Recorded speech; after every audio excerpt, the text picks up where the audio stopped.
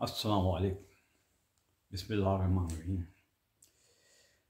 जनाब, स्कूल में जब हम थे तो अक्सर हमें होमवर्क मिलता था टीचर के हुक्म से, और जो बच्चे दूसरे दिन करके आ जाते थे तो उनमें अगर कोई गलती होती उनके काम में तो उनको थोड़ी सी सरजनिश कर दी जाती या टीचर माफ़ कर देती। जबकि कुछ लड़के ऐसे होते थे जो काम करके नहीं आते थे, उन्हें क्लास से निकाल दिया जाता था। स्कूल का तरीक़ा भी यही था कि अगर स्कूल के हुक्म के मुताबिक लोग यूनिफॉर्म नहीं पहन के आते या देर से आते या फ़ीस नहीं जमा कराते तो उन्हें स्कूल से निकाल दिया जाता। लेकिन जो इन पे अमल करते थे वो स्कूल में तो रहते, अगर कोई गलती करते तो उसकी उनको सज़ा मिलती थी। ये इस पे याद आया कि एक साहब ने हमसे पूछा था कि जनाब, कहा यह गया है कि सारे मुसलमान जन्नत में जाएंगे, तो फिर ये सारा तरद्दुद कैसा?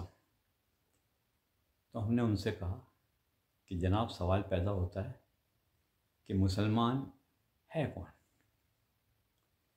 हमारी नज़र में, आपकी नज़र में नहीं, अल्लाह की नज़र में।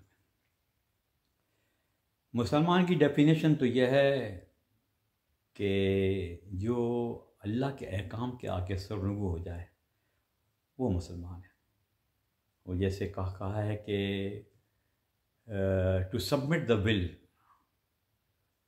To the god is a Muslim. तो सवाल यह है कि हम लोग जो मुसलमान हैं कहलाते हैं वो अल्लाह की नज़र में मुसलमान हैं या नहीं? क्या हम अहकाम खुदाबंदी के पूरी तरह से पाबंद हैं, उसकी हर बात को मानते हैं? अगर हम नहीं मानते तो हम इस्लाम से खारिज हैं। अल्लाह का हुक्म है नमाज़ पढ़ो, रोज़े रखो, ज़कात दो, हज पे जाओ, वगैरह वगैरह, इबादत पूरी तरह से करो, किसी का दिल ना दुखाओ, अपने फ़राइज़ पूरे करो, किसी का किसी का हक़ ना मारो, तोल में बेईमानी ना करो। मतलब मुख्तलिफ़ इस किस्म की बातें हैं जो अल्लाह के अहकाम में आती हैं। अगर उन अहकाम को हम मान लेते हैं तो इसका मतलब है हम मुसलमान हैं, और फिर हम मुसलमान हैं तो इंशाअल्लाह जन्नत में जाएंगे जैसा कि अल्लाह ने कहा है। लेकिन अगर अल्लाह ने हमें मुसलमान ही नहीं समझा है तो हम कैसे जन्नत में जाएंगे? और इसकी मिसाल मैंने स्कूल और क्लास की जमात के हिसाब से दे ही दिया है। वल वस्सलाम।